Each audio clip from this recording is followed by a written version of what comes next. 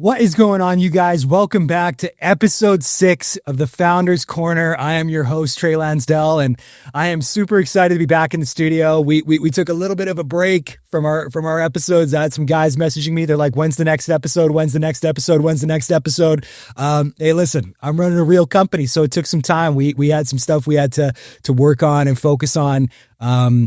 But hey, we are back and we're running a tight schedule again. So we are able to kind of start pounding out these episodes for you guys. We've had some amazing feedback in regards to this podcast. And I really hope that it does help a lot of you guys that are in our business within WFG to grow your incomes, grow your teams, and scale to build the business that you ultimately want. With all the lessons that we've learned as guys that are actively doing it, actively growing, and actively finding success. And you know what? I'm super excited for today's topic. I'm really, really excited about it. We just got back from our annual event at the end of February. And you know what? We cleaned house on our gala night as far as recognition goes. You may as well call us the janitors because we were sweeping up all the trophies and all the awards. And I mean that lovingly. I mean that cheekily. Don't get upset if I beat you. But we're also crowned as the MVPs of our hierarchy at the SMD category, at the agency category for 2024. And I thought, what an unbelievable topic. What a great topic that I could get into. Other than that, which is our topic for today will be how to build an MVP team. And I want to clarify this a little bit before I even get into it. I am under no illusion that I have everything figured out. I am under no illusion that my way is the right way or that there's no other way out there that works better than ours. I am under no illusion of that. But I do believe at the very least we've managed to figure some things out that have worked very, very well for us in the business and have allowed us to scale and grow at a pace that maybe is faster than some people in the company. And all I want to do today is I just want to break down 6 key points of things that we have done that have helped us get to where we are and continue to grow and continue to scale, that hopefully help you guys as well too. So let's not waste any time. Let's get right into it. Let's get right into the meat and potatoes. I'm going to share all the goodies, all the things that we had done over the last year to grow the way we have and build the way we have and scale and build. And I want to waste no time with it. So I hope it helps you guys out. So let's start with number one. Number one, the personal category is king. The personal category is king. Here's what I tend to find. I find a lot of guys, the moment they go senior marketing director in our business, the moment they become an agency owner, what tends to happen is they shift their focus a little bit and they put all their time and all their energy towards the building side of the business. Now don't get me wrong. I did not start up in this company to be a financial advisor for the rest of my life. I do not want to be in my 40s or 50s or 60s peddling insurance, selling investments, working with clients actively. I came here to build a business that ultimately I could get free from. And to do that, that means I have to build an agency. I have to build a field force. I have to have a team of advisors and agency owners that can do what I do and operate at the level I do it at. So I'm not saying those things are bad, but what happens is they shift their focus completely from the personal all to the building. And then what happens is they're no longer leading by example and their personal category starts to suffer. Here's what I have found every single year. All the teams that are either the top of the category, the top of the pile, or even the MVP teams like we were, every single agency owner within that team is still a very strong personal producer, right? I was the number 1 overall personal producer in the hierarchy last year, even at my stage. Even at my stage, number 1 overall personal producer. And then we were number 2 for the golf score for the overall personal category, right? Number 2 overall. And number 1 personal producer. That, you guys, helps with a couple things. Number 1, it keeps your own personal cash flow high, which is a huge, huge thing, right? It creates this resilience within the business that no matter what happens, no matter whether you're having up months in the business or down months in the business, no matter whether you have agents that are running or agents that are quitting, no matter whether you have clients that are canceling or clients that are coming on board, no matter if you have a bunch of trials or a bunch of victories, you are at least a rock solid, steady agent because you know at the very least, the absolute very least, you're going to be able to pay your bills and keep the boat afloat. The ship stays steady no matter what because you can do it. The next key point with it is it creates an example. Your guys are only going to do roughly about 50% of what you do correctly, and they'll do double what you do wrong. So it's like monkey see, monkey do, monkey see, monkey do. If you're not personally producing, your guys aren't going to personally produce. If you're not personally recruiting, your guys aren't personally going to recruit. For example, in January, I went and threw down 10 directs in the bin, right? 10 personal recruits, brought on 10 new qualified guys in my organization. Why did I do that? Because I want to be able to go to my agents and say, hey, look, even at my stage, even at where I'm at, even with how busy I am and all the stuff I got going on, I'm still going out there and I'm still throwing down 10 recruits because I want to lead by example, because it gives me the moral authority and the moral credibility to where I can then approach my guys and ask them to do the same thing. You can't ask your people to do things that you're not willing to do. And that is a mistake that so many people make. There were guys who dominated us on the base shop side, on the agency side. Their teams had more production, more recruiting. But because they were suffering on the personal side, we took them out. Because they did not carry the boat on the personal side, we took them out. And so it's a huge thing. It's a huge, huge thing. You don't have to do it forever. It's not something you have to focus on for your entire career. But I find at times a lot of guys get seduced and drawn in by this idea that as long as I just build my team and build my agency and build trainers, I'll have residual cash flow. And all those things are true, but you're going to suffer in the personal categories, which is going to hurt you long term. And ultimately, I would say it creates a very weak foundation for your team, because now your guys start to look at you like, they look at you, for example, where they're like, oh, Trey needs me to pay his bills, or Trey needs me to build his team because he's not doing any of it. I always tell my guys, and it's a hokey thing, it's super corny, but I tell all my agents, I'm like, if you look to your left and if you look to your right, you'll find another one of your teammates. If you look in front of you, you'll see me and my wife. Right? We'll always be in front of you. We'll always be on the front lines. We'll always be doing the things we ask you to do. And in fact, we'll always be doing a little bit more than what we ask you to do. And there will come a time in my career where I don't have to do that anymore, where I don't have to be such a hardcore personal producer, where I don't have to be running the numbers that I run anymore. But I'm not there yet. Even at $300,000 a year, SMD MVP, I'm not there yet. I am not there yet. So that means I have to keep doing it. So personal category is king. The personal category, you guys, will take care of all the issues you have in the business. It'll dampen a lot of problems. If you have a team recruiting issue, your personal recruiting can fix it. If you have a team production issue, your personal production can fix it. It can almost soften and bandage the holes. And if anything, it can rehabilitate them just from the merits of your own actions.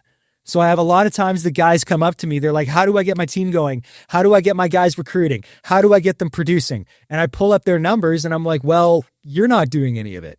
You're not personally recruiting, so your team doesn't personally recruit. You're not personally producing, so your team doesn't take on clients. And as a result, you're the only one on your team making money. So they kind of resent you a little bit on the fact that you asked them to do it, right? So lead by example, create moral authority. The personal category is king, right? The personal category is king.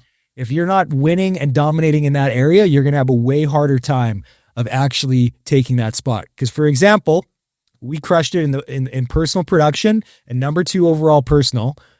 We took SMD MVP. The guy who took overall MVP at the hierarchy level, he was the number 1 overall personal guy, right? So those two things go hand in hand. They go hand in hand. So it's a huge area of focus that you have to work on and you have to look at. It makes you look better than you are. It creates moral authority within your team. It makes your business seem steady and not up and down, up and down, up and down. And then on top of it, it helps blanket all the other issues that you have within your business, and it can even rehabilitate them.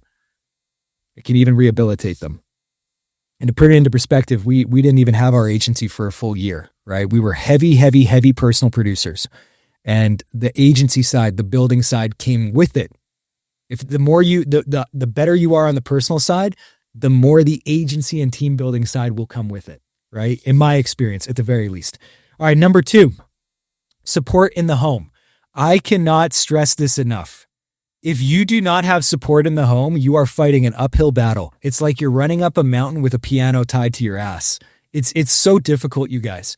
One of my greatest blessings and my secret weapon is the fact that I have a spouse who is not just supportive, but actively engaged in my business. We run, and and you know what? Let me clarify that. I shouldn't even call it my business. It's our business because we do it together, So I have my areas that I'm really, really good at, and Ash has her business that she's or areas of the business that she's really, really good at. I'm a very good closer. I'm a very good producer. I can recruit. I can train. I can cast a vision. I'm that guy. That's my thing. I love the areas of the business that move the needle forward tangibly, that you can see instant results from. I love the people side of it. But I suck at administration. I suck at back office. I suck at paperwork. I suck at tracking. Don't ask me to do any of that. I don't think there is a fresher hell than having to look at a spreadsheet to track my organization. That to me sounds awful, right? But guess what Ash is good at? She's amazing at all that stuff. She loves tracking the business. She loves tracking where agents are at for their startup, for their field trading. She loves tracking licensing. She loves being engaged with the agents and helping push them along. So what she does is she shores up my weaknesses and complements my strengths. And then I shore up her weaknesses and complement her strengths, and create support in the home. Now, does that mean that you have to have a spouse who's actively engaged in the business like that? Absolutely not. Do I think it helps and it creates an advantage? For sure, because you have two people working on the same thing instead of just one. But I do believe at the very least, even if it's not to that degree, your spouse needs to be at least supportive of you in the business in whatever capacity that looks like. It doesn't mean that she has to be going out and prospecting and being your base shop coordinator and handling your back office like my wife does. But it does mean at the very least, she has to be supportive, to the point where if she's just that warm hug that you come home to at the end of a long day at the office, and she's fully supportive, and it's like coming home, right? And it's like you get home, you take your armor off, and you're just in that warm embrace. Like, that alone is enough. But that at the very least is what it must be. Your spouse, you guys, in this business will either make you or break you. They can keep you in and make you way better than you are. They can enhance you and they can amplify all the things that are great about you, or they can completely take you out of the business. Completely. Because they're the first word you hear in the morning and the last word you hear at the night. They will either make you or they will break you. And so you have to be very, very, very conscious of what your relationship with your spouse is in this business, and more importantly, what the spousal dynamic you have within this business is. So if you're listening to this and you're like, okay, that's great, Trey, but how do I get my spouse on board? How do I get them to support me? How do I get them engaged? Well, I'll be honest with you, it's very simple. You have to start cultivating some wins, right? How I did it personally was I never expected Ashley to be a part of my business. I never prospected her to the business. I never asked her to get a code. I never did any of that. What I did was I brought her into the environment. We would do an event. I would bring her out to it. We would have a training. I'd bring her out to it. I'd have to fly down to California to be a part of Ed's base shop training. I would bring her out to California, right? And as a result, she got more and more and more into the environment, and the environment took care of the work. The environment took care of the work, and the people she met took care of the work. She didn't have to hear it from me. She heard it from everybody else. And all they did was pour into her and make her believe and make her feel like she could do this and we could win together. And then everything from there was a ripple effect of that. So that's a great first starting point. The second big starting point is, I'm going to be honest, you have to stack up the wins. You have to give them something tangible to support. If you've been doing this for 6 months and you're broke, she has no reason to support you. He has no reason to support you. You want your spousal support? I'm going to be straight up and I'm going to level with you. You got to buy it with cash. You have to buy it with cash. Give them something to support. It's really, really hard to support something if there isn't a body of evidence indicating that it's worth supporting. If you've been doing it for 3, 4, 5, 6 months and you've made no money, then she probably shouldn't be supporting you. If you've been doing it for 2 years and you've made no money, you probably shouldn't expect some support. So you have to start stacking up the wins. You have to start making some money. You have to start getting some momentum going. And then you'll start to buy that support. And at the very least, if you can't buy it with cash, I'll tell you what, you can rent it with a trip. Go qualify for a team trip to Mexico, right? Or a company trip to Hawaii. And then they'll start to support you at least for a window of time. And that gives you some time to get them engaged and get them going. And you can build off that. But it's so key. You have to have support in the home. There's no ifs, ands, or buts about it. I'm just being straight up. And if you have a spouse that doesn't support you and they're never going to get on board, you are going to have a very, very, very hard time winning here. And you know what? I mean, well, hey, unless you're married and have kids together, maybe you should think about getting a new spouse. I'm just saying, just being honest. Sure, that'll get me in trouble, but I'm just being direct. All right, number 3, simple systems to scale big. Here's what I mean by this. The simpler you keep your business, the better it's going to be long term. The simpler you keep your business, the better it'll be long term, the more it'll grow, the better your people will do, and the better the overall position you'll be in. When for a long time in my business, you guys, my biggest problem was I had a very talent-driven business. So what do I mean by that? It meant I was the guy. I'm the guy. I'm the big poobah, right? Where everybody looks at me and they're like, we go to Trey to close all the business, and man, Trey's so amazing on stage, and Trey's a master on the phone, and Trey's a whiz kid on closing in the field, and he makes all the money, and he's this and he's that. He's so talented. Yeah, that's really great for the ego, but you know what the problem with that is every single one of your agents that you bring on board are looking at you and they're like, how in the world am I ever going to be like that? I can't close like Trey. I can't run field appointments like Trey. I can't get on the phone like Trey. I'm never going to be like him. And so it creates this sense of insurmountable imposter syndrome, where they feel like they'll never be able to be as good as you. And that's a tough spot to be. You don't want to cultivate that within your team because it demoralizes them. It's going to cause 2 things to happen. Number 1, they're going to quit because they feel like they can't get as good as you. And the skill ceiling is so high that they don't see how they'll ever get there. Or number 2, which I guess it's not as bad, but it's still pretty bad. They're going to rely on you for everything. And so guess what's going to happen? You're going to be overwhelmed because you're running all the field appointments for your team. You're the one making all the phone calls. You're doing all the field appointments. You're doing all the training. And yeah, it might be good for a period of time to get your business off the ground and get your cash flow up. But after a certain point, you're going to burn out because you're going to be doing 10, 12, 13, 14 meetings a day for 3, 4, 5, 6 months. How do I know that? Because that's exactly what my business looked like. For the first half of 2024, that's exactly what my business looked like. Everybody had to copy me, and they couldn't. And they relied on me heavily, and it held my team back. I was holding my team back by trying to be the guy. So how can we fix that? Well, you keep everything as simple as possible. There should be a process for everything that you do in our business. Everything. Is there a process for how you make a phone call? And is it simple and easy to follow and easy to replicate? Is there a process for how you prospect? And is it simple and easy to follow and easy to replicate? Is there a process for your initial presentation, right? Do you actually have a presentation that's simple and easy to follow, and can it be easily replicated? Same with follow-up interview. Simple, easy to follow, easily replicated, right? Orientation, client plan, training, startup. All of it. Is there a process for which all these things happen within your business that is easy to follow and easy to replicate? Because here's what your guys need to think when they're watching you do an appointment.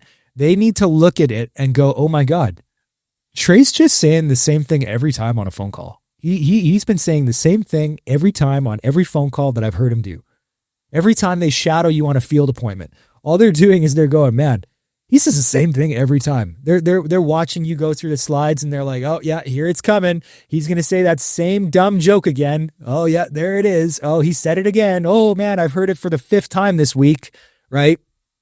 Because now they're going, he's just duplicating it every single time. I can do that. I can follow that. I can learn this. He's just saying the same thing every time, right? When you do a follow-up interview to bring someone on board, they're just looking at it and going, okay, he's just reading off a sheet. He's just reading off a sheet of questions. Well, I can do that too. When you do a client plan, oh, so he's just inputting data and gathering info, and he's building a client plan, and here's the providers he uses, and he's saying the same thing every time on the client presentation. Huh. Well, that one might be a little bit harder, but I can learn how to do that too because he's basically explaining the same thing every time. Is it something that is simple, easy to follow, and easy to replicate? And the more you can do that, you guys, the more your people will start to believe that they can do it too. The number one biggest hurdle that I find for agents in our company is there is a It's like no man's land. It's like limbo. It's a killing field between an agent getting licensed and going independent. That gap for an agent is like, it's where we lose most of our people. That point from where they get licensed to where they go independent and they're consistently making money. That period right there is where you will lose most of your people. And if you can't bridge that gap for them because they look at you and the skill ceiling seems too high and they don't know how to replicate what you do, you are going to lose them, or they're going to rely on you for everything. But if there's a clearly cut, clearly defined process, step by step by step by step, how do I go from where I am, which is I just got licensed, to now I have to become an independent agent and make money? How do I go from there to there? If it's clearly defined and it's simple to follow, you can get people there. And it will make your business grow a lot faster and a lot quicker, which leads me to my next point, which is point number 4, having a strong CFT program. Now, other guys and other teams, y'all might call it something different, but CFT for us means certified field trainer. A certified field trainer is someone who I trust, who can be matched up with an agent and achieve consistent quality results in the field with my trainees. I believe that they can go into the field, they can run a presentation, they can gather info, they can present a plan, they can close good business, they can recruit new agents, and they can properly onboard and train those agents. I believe that they can do all of those things. That to me is a CFT, a proper trainer. Not somebody who like they made a couple $1,000 one month and you're like, okay, let's make you a trainer now. And they're like, I have no idea what I'm doing. I had a one-off, right? And it was because I asked Trey to help me do it, right? No. It's someone who can stand on their own 2 feet and make money. The reason why the CFT program is so key, you guys, is because of 2 things. There's 2 reasons, I believe. Number 1 is it helps you scale. You have to ask yourself how many people in your business can do what you do. How many people in your business can achieve results and make money outside of you? How many people? And if the answer is 0, it's 0. That's okay. I had 2 CFTs when we took MVP and 13 licenses, competing against base shops that were 2 or 3 times or even 4 times our size on terms of license count. But how many people can do what you do and replicate your results? And if the answer is 0, that's okay, but you have to start building up from there. Because if you have no trainers, it's all you. It's a one-man show. So here's the thing. A trainer will typically pay you anywhere between $4,000 to $6,000 a month in override on the work that they're doing. If they're doing at least 15,000 points a month, which is, I would say average for a decent trainer. If they're doing at least 15,000, that's between $4,000 to $5,000 that you're going to make an override off that associate from the work that he's doing. So let me ask you a question. If you know that every CFT is going to pay you between 4 to 6 for the work they do from overriding that business, how many CFTs would you want to build? Well, you'd want to build as many as possible and as quickly as possible. But more importantly, that point, you guys, is now you're creating a scalable business that's easy to duplicate, right? I don't have to go and it's not like a McDonald's where I have to go buy a new location to scale my income. All I have to do is teach a new trainer. Costs me nothing to do. I require no overhead. I have to carry no product to do it. I just have to train someone how to do what I do. All I'm doing is making an investment of time on that person. So the key is ultimately we want to build a business that we can scale in a predictable fashion. And the more CFTs that we are making, the more trainers we have within our agency, well, firstly, the more people we're likely to have become agency owners. But secondly, the more predictable my income is becoming. If your income feels up and down, up and down, up and down, up and down right now, it's highly likely that it's probably a one-man show and you probably have no trainers. Or if you do have trainers, they're probably pretty weak trainers. They're probably up and down too because they don't know how to consistently make an income here, right? So you have to make sure that you're running a tight program, right? So that's the key thing. Having strong CFTs will scale you. It will grow your business in a predictable fashion. It will help you identify the next agency owners within your team. And then ultimately, it takes the load off you to focus on that first point, which is the personal category. Because the more guys I have within my organization that can do what I do, well, guess what? That gives me more time to focus on what I'm good at, which is personally producing and personally recruiting until I don't have to do it anymore. And then the final big reason with this, you guys, why a CFT program is so good is because now you start to spread cash flows across your team. If you're the only guy that can train, if you're the only guy that can close business, if you're the only guy that can make money, then guess what? You're the only guy on your team making any money. And you know what that starts to look like? Then you wind up looking like a Reddit review. You wind up looking like another Google review.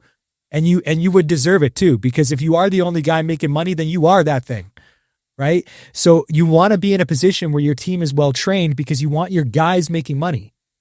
You want to be in a position where you can spread the cash flows around, because now it helps create retention within your organization. And the more money your guys are making, the better your culture, and ultimately the faster your guys will move. If they're making money, they'll be more motivated and more incentivized to grow and build and scale, just like you are. If they're making no money, guess what? They're 3, 4, 5, 6 months away from being out the door and they're quitting the business.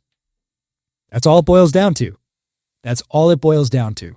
So, that's my fourth point, having a strong CFT program. Number 5, develop a winning culture. Develop a winning culture. You know, to be honest with you, we had no right even thinking we would take MVP. We hadn't even been an SMD for a year when we took it. 2023 of March, we got our promotion on the way up to convention, March of 2024. February of 2025, we took MVP, right? So we had been SMD from March 2024 to December of 2024, right? So not even a full year. We had no right to take it. We had a smaller team. And you know what? I like to think of them as my little ragtag band of misfits, honestly, is what I call them. But here's the thing. We always identified as we were going to be the number one team. We always talked about how we were going to be the shining diamond on the hill. We always talked about how we were going to be the example. We always talked about how we were going to be number one, how we were going to take the show over. We created and talked about a culture of excellence, a culture of winning. It's all we talked about. All we talked about was being the number one team. All we talked about was being MVP. All we talked about was leading by example and showing everybody else how it was done. That's all we talked about. And as a result, you put this in the universe, you manifest it. Well, number one, you might not even believe it, but your team will start to believe it. And they'll start to act like it, and they'll start to fight for it, and they'll start to show up. So how can you build a winning culture? Well, firstly is what I just said. You speak about it often and often and often. It's injected into every area of conversation with your team, on your team trainings, when you're talking to your guys one-on-one, when you're onboarding new agents, in your team chats, everything. It's all focused around having a winning culture. Even if you feel like you're not winning, even if you feel like you're getting your butt whooped, or your team's small, or you've had a few down months, you talk about it like, hey, we are way better than what we're currently doing. And you know what? This might be where we're at right now, but here's where we're going. Here's where we're going. Here's where we're going. You frame it like that. That's how you frame the business, how you frame a winning culture. Then I think to take it a step further, you start to build programs and initiatives and incentives within your team to do it. Do you have a recognition program within your team outside of your hierarchy? Do you? Because we do. Do you pop your guys up and edify them and put them on a pedestal when they get wins? Because we do. So how are you, and are you creating, and this is the most important thing of all, in my opinion, are you creating camaraderie and a family bond with all of your agents? Now, let me make this clear. There's two areas where you got to hit people from to really create this tie. Number one is you have to be doing team events. You should have the team get-togethers, the team barbecues, the team trips. If you can't do team trips, then just get everybody together at your house and do a dinner or a barbecue. That's fine too. We invite our team over for our kids' birthdays, right? If we do trainings, we invite our guys over. We'll take some guys out for lunches here and there. Like, we do these things all throughout the month to like build relationships and rapport with a handful of our agents or all of our agents. Now, the issue for a lot of people, you guys, is they stop there. They think that's enough. Listen to me. It's really, really easy to feel like you're building rapport with your guys just in that area, but that's the easy part. The easy part is doing the fun stuff. You know where you really start to like create that bond with your guys? You show up for them when they're going through the hard shit. Now, listen to me very carefully. That doesn't mean you're a therapist or a bank account for your agents. You're not either of those things. And I've made the mistake of being both in my career. It will leave you stressed and it will leave you broke. Trust me. But you know what you can be? You can identify when your agents are going through a hard time and you call them up and you say, hey, I'm not calling you up with business today. I just want to check in, see how you're doing. I'm worried about you. Talk to me. How are you doing? Right? Hey, you know what? Clear an hour in your schedule. We're going out for lunch. Right? Hey, man, I just noticed you've kind of been not engaged for a couple weeks here, a couple days, and you kind of seem a little bit down. How are you doing? Hey, let's go for dinner. Let's go get a drink, one-on-one, just you and me. I just want to check in, see how you're doing. Hell, you know what? Maybe you hop on Call of Duty with your agents one night and just hang out and play with them.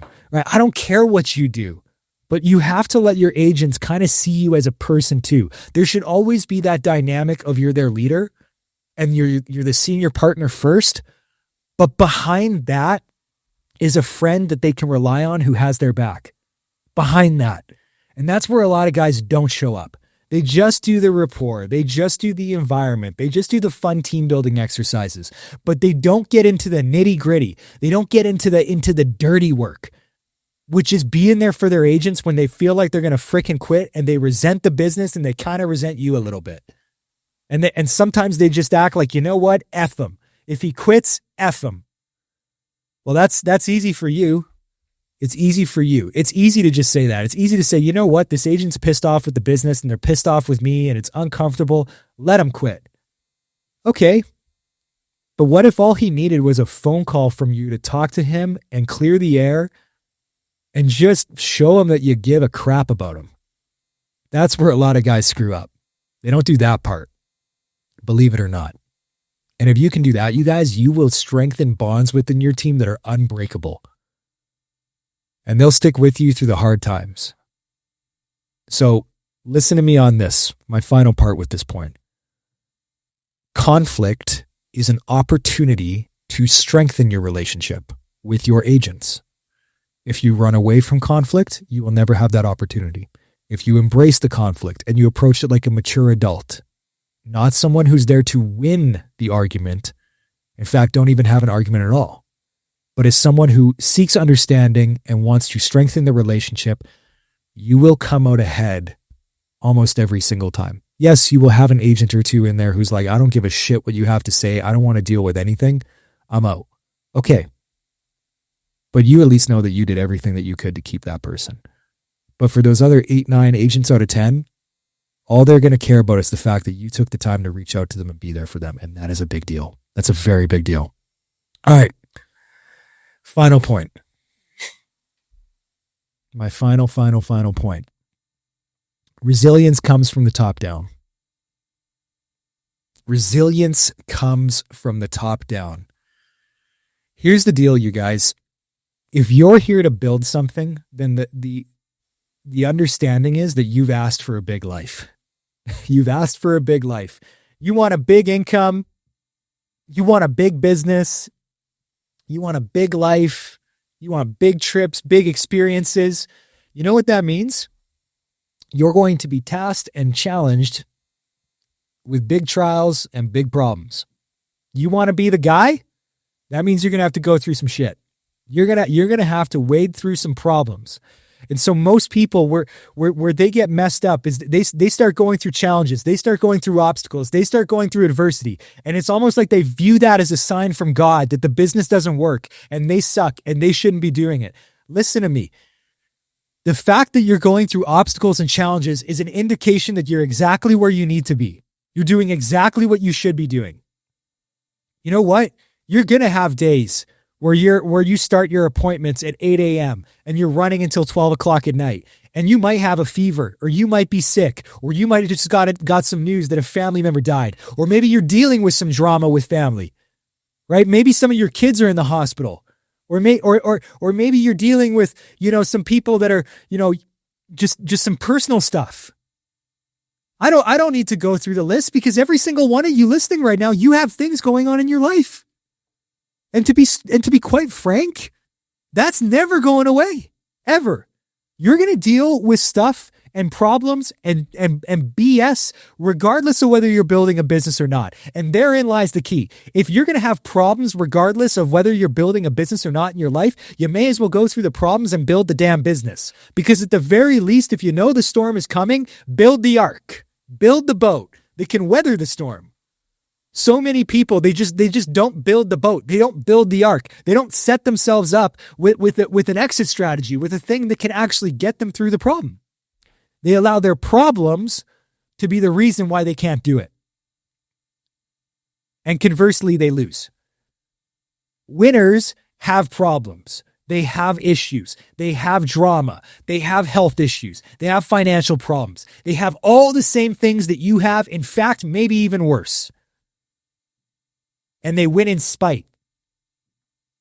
They use their problems as motivators, as fuel to keep them moving even further, even faster, to fight even harder.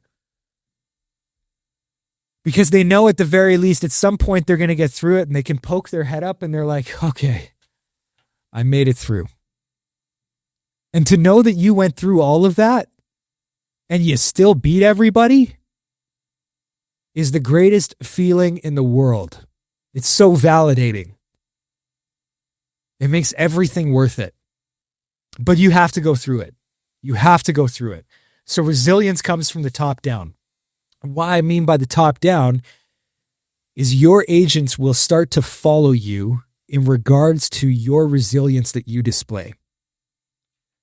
The reason why I will hop on calls for 12, 14, 15, 16 hours a day, why I will be in a meeting and in between meetings, I'll go puke in the toilet and then hop on the call when I can have a fever, when I can have some truly crappy news that rocks my world and ruins my day, but I still hop on a call and I show up excited and happy and you'll never tell what I'm going through. You'll have no idea.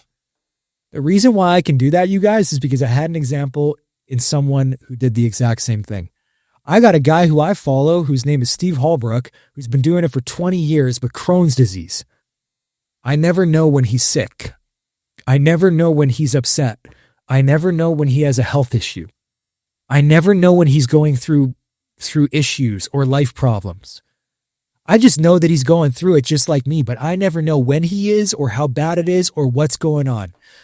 Because every day he beats me to the office, even at $2 million a year.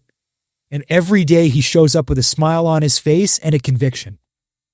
That's my example that I got to follow.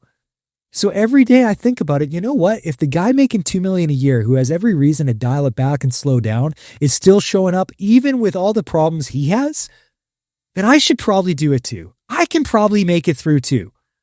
His resilience trickled down. And so all I want to do is just create an example that my guys can follow where they're like, you know what? I might be going through some shit right now, but Trey's in the office too, and I know he's got problems, and if he's there, then I can probably come in too. You start to create a resilience within the team that they all start to follow. And that is how you build an MVP team. And yeah, there's a lot of other stuff in there. Yeah, you gotta, make phone calls and book appointments, and that's all the tangible stuff. But these are the non-tangible areas that you can focus on and grow and develop and harness and leverage to scale your business and give you an edge up. Yeah, you have to work hard, but I also believe that you should apply some strategy to your business. I like strategy. I like tactics. That's my thing. I like finding areas that can give me a leg up. And that's what we did. Those are the 6 key areas that we worked on to grow our business. It's all we focused on. It's all we worked on. And it allowed us to take MVP. So I hope that helps you guys. I hope you guys listening to this found a lot of value from it.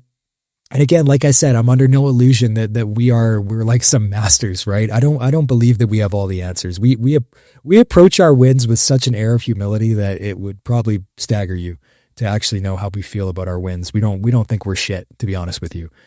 But we do believe that at the very least, if we feel like we have some things that are working or that we figured it out a little bit, or at least a few key areas that have done well for us, we have a responsibility to send the elevator back down, to put the hand back down and help people back up with us. And I hope this guys gives you guys a lot of areas that you can focus on and work on to help grow and scale your business. So appreciate you guys. This has been episode 6. Sorry for the wait, and I hope it was worth it. And I can't wait to keep pumping out these episodes for you guys to help you build your business. So you guys take care, have an amazing day, and we'll see you in the next episode. Take care.